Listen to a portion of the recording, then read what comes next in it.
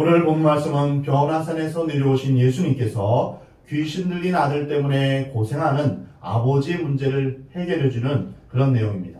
그러나 메시지의 초점은 귀신 들린 아들의 문제를 해결해주시는 그런 사랑과 능력이 있지 않았습니다. 예수님이 오시기 전에 9명의 제자들은 귀신 들린 아들에게서 귀신을 쫓아내려고 노력했습니다. 그러나 그 제자들은 그 아들을 고치지 못했습니다. 이 제자들과 아버지의 불신앙, 이것이 이 메시지의 초점입니다. 그들이 무리에게 이르되 한 사람이 예수께 와서 꿇어 엎드려 이르되 주여 내 아들을 불쌍히 여기소서.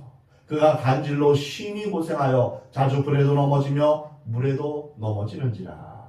본 말씀에 의하면 이 사람의 아들은 간질 환자입니다. 그런데 똑같은 기사를 기록하는 마가복음 9장 14절을 보면 간질이 아니라 말 못하게 귀신 들린 아들이라고 말하고 있습니다. 그 말 못하게 귀신 들린 아이가 나타내는 그 증상이 발작을 일으키는 간질과 똑같았던 것입니다. 귀신이 역사하면 사람을 불에도 물에도 거꾸로 들입니다. 그리고 거품을 물게 하고 이를 갈게 합니다. 이런 자녀를 보지 않는 부모들은 이 귀신 들린 아이의 심정을 이해하기 어려울 것입니다. 이 부모의 심정은 찢어지는 듯 아플 것입니다. 하늘을 원망하며 자기의 인생과 결혼을 저주했을지도 모릅니다. 마가복음을 보면 예수님이 이 아이가 언제부터 그랬느냐라고 물으셨을 때 아버지가 어릴 적부터입니다 라고 대답합니다. 부모는 아이를 고칠 수 있는 방법이라면 돈이나 체면을 가리지 않고 그 무엇이라도 했을 것입니다. 12년 동안 혈루증에 시달리다가 예수님께 찾아온 그 여자도 많은 의사에게 괴로움을 받았고 또한 가진 것도 다 허비하였고 아무 효용도 없고 도리어 더 중하해졌다라고 성경은 기록하고 있습니다. 이 불쌍한 여자가 예수님의 옷자락을 붙잡고 병이 나았습니다. 이 아이의 아버지도 도와줄 사람 없는 가운데 결국 예수님을 찾아온 것입니다. 그런데 마침 예수님이 그곳에 계시지 않았습니다. 예수님은 세 제자들과 함께 산에 올라가셔서 하룻밤을 묵으셨던 것입니다. 귀신 들린 아이의 부모는 할 수 없이 남은 9명의 제자들에게 찾아갔습니다. 하지만 여기에서 문제가 하나 더 생겼습니다. 9명의 제자들이 귀신 들린 그 아이를 고치려고 했는데 귀신을 쫓았지만 능력 있게 해결하지 못했습니다. 오늘 본문 16절입니다. 내가 주의 제자들에게 데리고 왔으나 능히 고치지 못하더이다. 똑같은 내용을 기록한 마가복음에서는 이렇게 말합니다. 내가 선생님의 제자들에게 내쫓아달라 하였으나 그들의 능히 하지 못하더이다. 거기에는 큰 무리가 모여들었고 그 중에 있던 서기관들은 귀신 쫓는 문제에 대해서 변론을 벌였습니다. 바로 그때 예수님이 도착하셨던 것입니다. 우리는 귀신을 쫓다가 못 쫓은 제자들이 몹시 당황했을 것이다 이렇게 추측할 수 있습니다. 예수님이 오시자 귀신 들린 아이와 부모님은 그 아버지는 뛰어가서 내 아이가 불에도 넘어지고 물에도 넘어지며 고생하며 살고 있어서 예수님의 제자들에게 고쳐달라고 했는데 그들은 고치지 못했습니다. 선생님, 내 아이를 어떻게 해서든지 좀 고쳐주십시오 이렇게 요청합니다. 이 말을 들으신 예수님은 제자들이 귀신을 쫓는데 실패한 상황을 보시며 이렇게 탄식하십니다. 믿음이 없고 패역한 세대여, 내가 얼마나 너희와 함께 있으며 얼마나 너희에게 참으리요. 여기서 믿음이 없고 패역하다라는 말은 진리를 귀담아 듣지 않고 반항적이라 이런 뜻입니다. 부모나 하나님의 말씀에 순종하며 살면 이런 지경까지 오지 않았는데 너무 불신앙적이고 하나님께 반역하며 완악하게 사는 것이 문제입니다. 우리의 가장 심각한 문제가 바로 여기에 있습니다. 오늘 우리의 문제는 돈이 없는 것이 아닙니다. 나라가 분단된 것도 아닙니다. 국내외 정세와 코로나로 인해서 경제적인 상황이 나쁜 것도 아닙니다. 오늘 우리의 문제는 영적 능력이 없다는 것에 있습니다. 교회의 최대 문제는 영적 능력을 잃어버린 데 있는 것입니다. 우리는 스스로 그것을 느끼고 있습니다. 우리 안에 지금 영적 능력이 충만해 있다고 생각하십니까? 아니면 점점 메말라가고 있다고 생각하십니까? 사도행전 3장 6절에 성령을 받은 베드로는 이렇게 말합니다. 은과 금은 내게 없거니와 내게 있는 이것을 내게 주노니 곧 나사렛 예수 그리스도 이름으로 일어나 걸으라. 나면서부터 안진뱅이 된 사람에게 그렇게 말하고 그의 오른손을 잡아 일으켰습니다. 그러자 그의 발과 발목이 곧 힘을 얻고 서서 걸으며 뛰며 성전으로 들어가며 하나님을 찬양했습니다. 바로 이것이 참된 교회, 참된 그리스도인의 그림입니다. 안진뱅이와 같은 우리 인생이 예수 그리스도를 만남으로 말미암아 힘을 얻고 일어나서 걷기도 하고 뛰기도 하며 들어가는 교회, 죽음과 절망과 홍수와 전쟁, 복잡한 삶의 현실 속에서도 기쁨이 충만한 얼굴로 뛰어들어가는 그런 교회를 여기서 보게 됩니다. 사도행전의 이 장면은 교회의 능력, 그리스도인의 참된 능력을 보여주는 그런 장면입니다. 모든 그리스도인과 교회가 소유한 그러한 진정한 능력은 은과 금의 능력이 아니라 나사렛 예수 그리스도의 이름의 능력입니다. 땅의 능력이 아니라 하늘의 능력이며 인간의 능력이 아니라 하나님의 능력입니다. 오늘날 교회는 건물이 있습니다. 교인도 많습니다. 헌금도 많이 있어서 재력도 어느 정도 있습니다. 그리고 사회적으로 신분 있는 사람들이 교회에 오기 때문에 세상적인 영향력도 어느 정도 가지고 있습니다. 그러나 놀라운 사실은 교회가 세상적인 능력, 돈의 능력, 은과 금의 능력은 많아지는 데 비해서 영적 능력은 점점 더 쇠약해지고 있다는 것입니다. 지금 세계 곳곳에는 전쟁이 일어나고 있고 지진과 기근과 이상기후의 소식들이 들려오고 있습니다. 마약과 폭력과 이단들이 기승을 부리고 있습니다. 수많은 미디어, 영화, 드라마, 노래, 춤, 오락 등에서 인간의 도덕성과 영성이 점점 더 악해지는 것을 보게 됩니다. 그러한 세상에 반하여서 교회는 어떻습니까? 큰 교회 건물과 부동산을 안고 고민하며 지치고 무기력한 모습을 보여주고 있습니다. 유럽이나 서구권에서 큰 교회를 관리하지 못해서 그 교회 건물을 팔고 있다는 그런 소식이 들려오고 있습니다. 이것이 세계 도처에서 발견되는 그러한 현상들입니다. 내가 주의 제자들에게 데리고 왔으나 능히 고치지 못하더이다. 여기서 주의 제자들에게 이 말 대신에 교회에 라는 말로 대신해도 됩니다. 세상을 변화시킬 능력이 없는 교회는 더 이상 교회가 아닙니다. 사탄의 세력을 대적하고 모든 귀신의 세력을 막아내며 추방할 수 없는 교회라면 더 이상 교회가 아닙니다. 인간의 영혼을 구원할 수 없는 교회라면 더 이상 교회가 아닙니다. 그것은 세상 집단에 불과할 뿐입니다.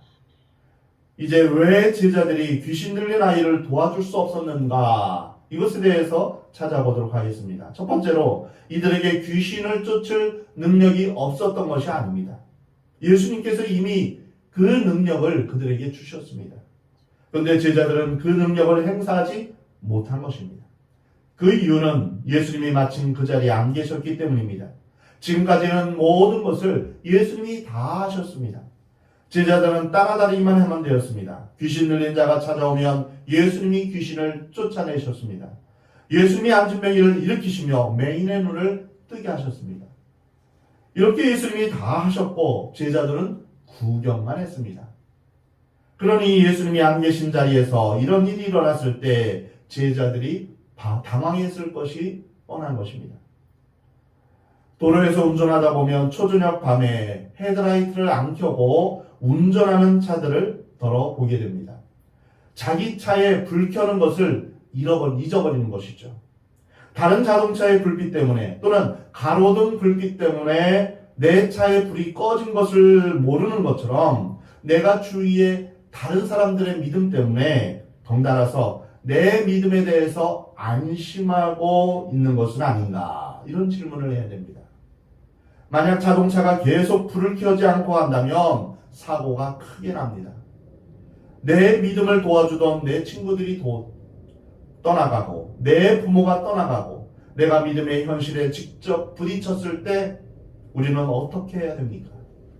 예수님이 기도하러 가셨던 그 순간에 제자들은 이러한 영적 어려움에 부딪혔던 것입니다. 우리의 믿음은 어떻습니까? 아내의 믿음 때문에, 부모의 믿음 때문에 나의 믿음이 겨우 존재하는 것은 아닙니까? 내 주위의 사람들의 믿음 때문에 사는 분들은 안심하지 마시기 바랍니다. 위기에 부딪히면 당황합니다. 고난에 부딪히면 당황합니다. 신앙은 내 신앙이어야 됩니다. 내 기도여야 됩니다. 내가 내 신앙을 준비하고 만들어야 합니다. 내 믿음으로 천국 가는 것입니다. 다른 사람 신앙 때문에 천국 가는 것이 아닙니다. 9명의 제자들은 과거에 예수님이 귀신 쫓는 것을 수없이 보았고 병자와 안전뱅이를 일으키시고 죽은 자를 살리시는 것까지도 보았는데 귀신 들린 아이 하나 때문에 쩔쩔매는 수치를 당한 것입니다. 우리는 우리 자신의, 나 자신의 믿음을 준비해야 됩니다. 다른 사람에 위한 믿음, 분위기에 따르는 믿음, 주위 사람들이 있기 때문에 생기는 그런 믿음이 아니라 나 자신의 믿음이 있어야 됩니다. 제자들이 귀신 들린 아이를 도와줄 수 없었던 두 번째 이유는 귀신을 쫓아낼 수 있다는 사실을 그들 자신이 믿지 않았기 때문입니다. 마태복음 10장 1절을 보면 예수님이 제자들을 부르시면서 그 제자들에게 귀신을 쫓아내는 능력을 주셨습니다. 예수께서 그의 12제자를 부르사 더러운 귀신을 쫓아내며 모든 병과 모든 약한 것을 고치는 권능을 주셨다.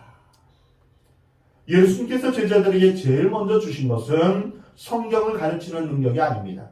귀신을 쫓아내며 모든 약한 것과 병을 고치는 능력을 주신 것입니다. 그러나 제자들은 이 능력을 직접 사용하지도 않고 믿지도 않았습니다. 예수님이 하시는 것을 구경만 했습니다.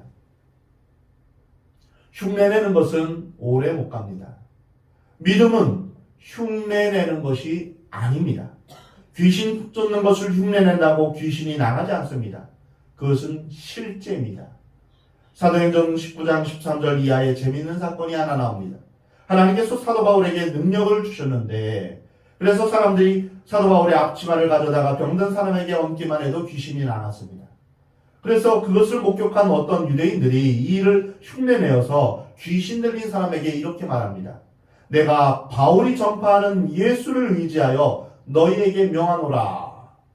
그러자 귀신이 무서워하거나 나가기는커녕 이렇게 말합니다.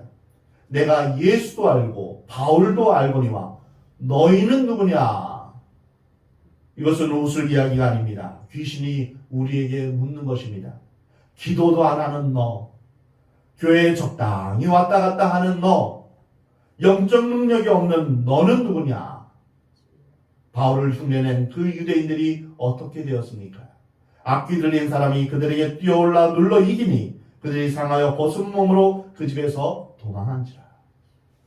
예수님이 제자들에게 주신 첫 번째 능력은 사탄과 모든 귀신을 제어하고 쫓는 능력이라는 것을 기억하시기 바랍니다.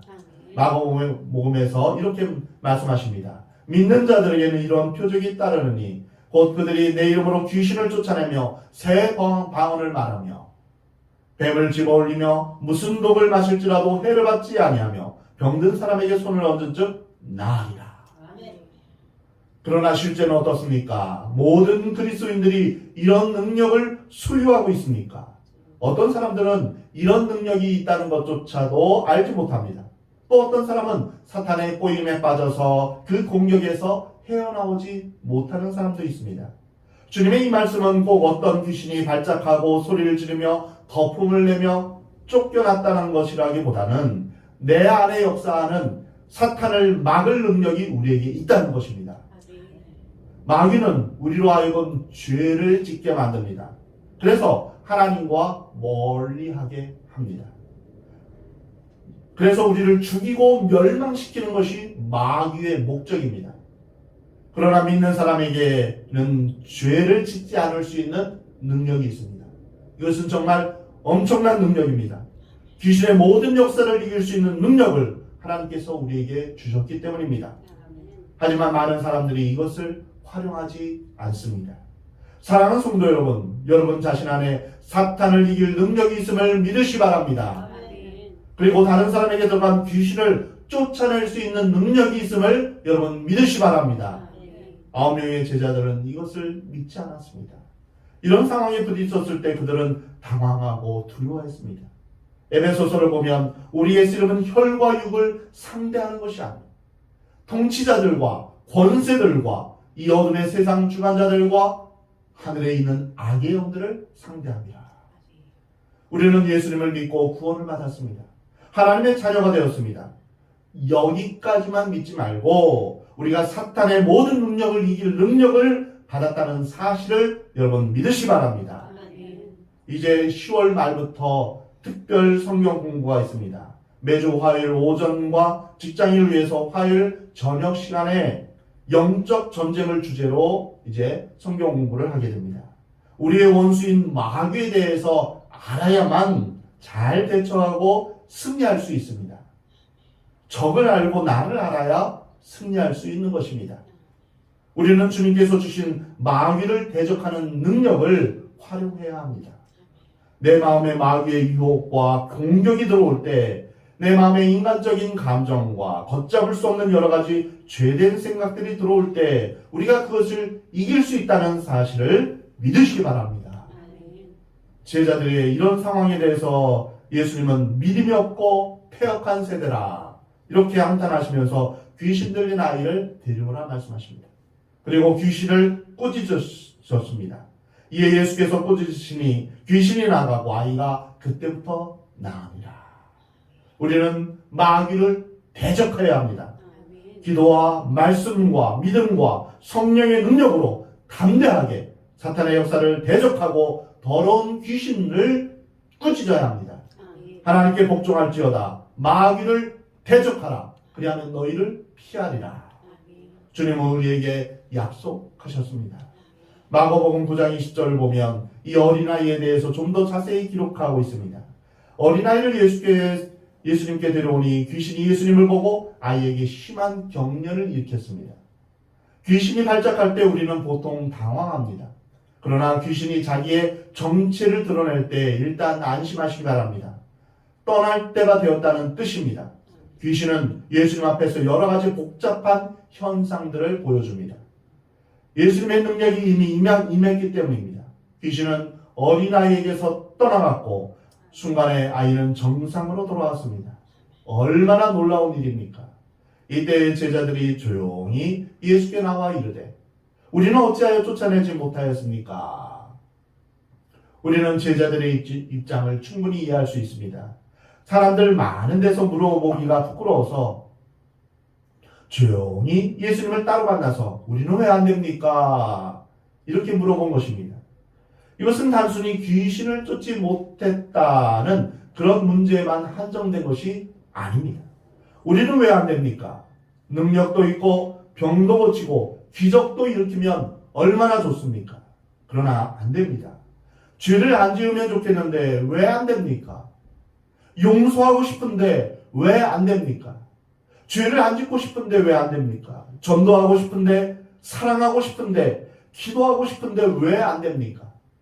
오늘 본문 20절에서 예수님께서 대답하십니다. 이르시되 너희 믿음이 작은 까닭이니라. 진실로 너희에게 이르노니 만일 너희에게 믿음이 겨자씨 한 알만큼만 있어도 이 산을 명하여 여기서 저기로 옮겨지라 하면 옮겨질 것이요 또 너희가 못할 것이 없으리라. 아멘. 그렇습니다.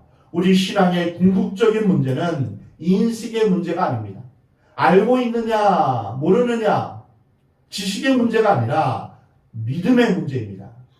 성경을 아무리 많이 알아도 그것이 지식으로 끝나면 소용이 없습니다. 믿음을 가져야 합니다. 이 믿음을 우리가 소유한다면 얼마나 좋습니까? 겨자씨만한 믿음, 겨자씨가 얼마나 작은지 모릅니다. 이렇게 손에 얹어보면 눈에 보일락말락합니다. 이런 작은 믿음, 이 겨자씨만한 믿음이 있으면 못하는 것이 없다라고 하셨습니다. 우리는 분명히 믿음은 태산을 움직이는 그런 하나님의 능력임을 믿습니다. 모든 것을 가능하게 하는 하나님의 비밀의 능력이 바로 이 믿음 안에 감추어져 있음을 여러분 믿으시 바랍니다. 아멘. 세상을 이기는 것이 바로 이 믿음입니다. 아멘. 오늘 우리에게 절실히 필요한 것은 진실한 믿음, 능력 있는 믿음입니다.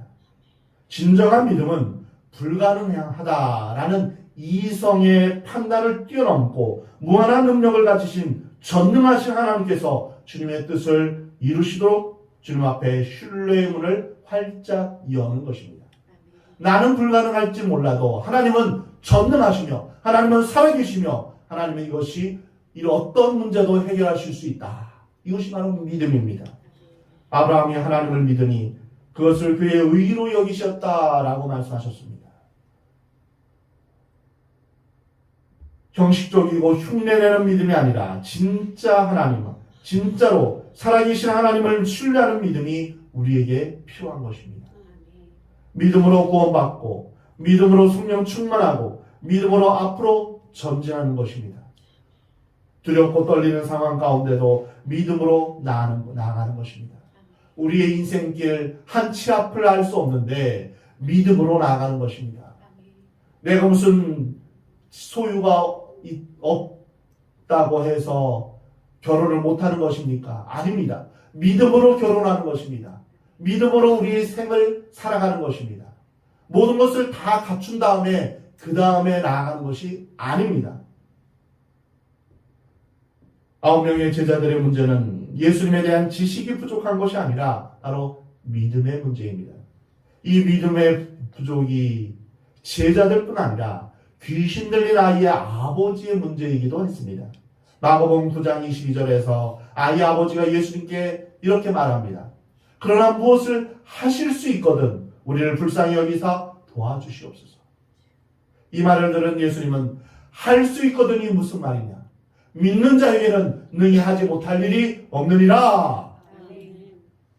그러자 아이의 아버지는 말을 바꿉니다.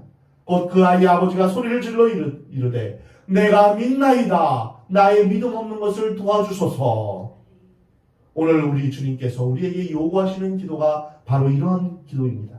내게 믿음이 없다고 포기하는 것이 아니라 그 말씀대로 믿는다고 선포하십시오. 그리고 나 자신의 믿음이 없는 현실을 아파하고 회개하고 고민하며 주여 내게 믿음이 없는 것을 도와주시옵소서 주님 앞에 부르짖어야 합니다. 나는 원래 그래. 나는 원래 믿음이 없어. 여러분 원래라는 말은 어디 있습니까? 우리가 믿음이 있어야 천국에 갈 수 있는데 그러면 믿음 없다고 천국 포기하시겠습니까? 내가 믿음이 없다는 것을 깨달았다면 우리는 부르짖어 구해야 됩니다. 주여 나의 믿음 없음을 도와주시옵소서. 이것은 생과 사를 넘나드는 것입니다. 우리의 생명에 관한 것입니다. 그거는 절대로 포기하지 말아야 할 것입니다. 믿음 없다고 체념할 문제가 아닙니다. 내가 물에 빠졌는데 수영 못한다고 포기하겠습니까? 구명줄이 왔는데 그것을 붙잡아야 되지 않겠습니까? 구원의 손길을 붙잡는 것, 그것이 믿음입니다. 내가 스스로 하나님께 갈 수 없는 것입니다. 하나님의 아들 예수 그리스도께서 우리 가운데 오셨습니다. 우리가 그것을 믿는 것, 구명줄을 붙잡는 것, 이것이 믿음입니다. 이것조차 붙잡지 않으면 우리는 깊은 바닷속으로 빠져들어가며 멸망에 이르게 되는 것입니다. 우리는 생명줄을 붙잡아야 합니다. 나를 구원하실 분이 예수 그리스도시요 그분만이 나를 구원하실 전능하신 능력의 주님이심을 고백하며 붙잡고 의지하는 것입니다. 주여 나의 믿음 없음을 도와주시옵소서. 이 요청을 들으신 예수님은 즉시 귀신을 쫓아내 주셨습니다. 우리는 우리 가운데 믿음 없다는 것을 우리가 깨달았다면 우리는 주님 앞에 부르짖어야 됩니다. 주여 나의 믿음 없음을 도와주시옵소서. 우리 함께 같이 기도해 보겠습니다. 주여 나의 믿음 없음을 도와주소서. 주님 앞에 부르짖기 바랍니다. 마가복음에서는 제자들이 우리는 어찌하여 능히 이 귀신을 쫓아내지 못했습니까? 이 질문에 예수님이 기도 외에는 다른 것으로 이런 종류가 나갈 수 없다라고 말씀하셨습니다. 그렇다면 대답이 두 가지입니까? 아닙니다. 이 말들은 같은 의미입니다. 우리는 믿습니다. 100번 외친들 믿음이 옵니까? 그렇지 않습니다. 믿음이란 결국 확신입니다. 그러면 언제 믿음이 생깁니까? 기도하면 믿음이 생깁니다. 기도하지 않으면 하나님과의 교제가 일어나지 않습니다.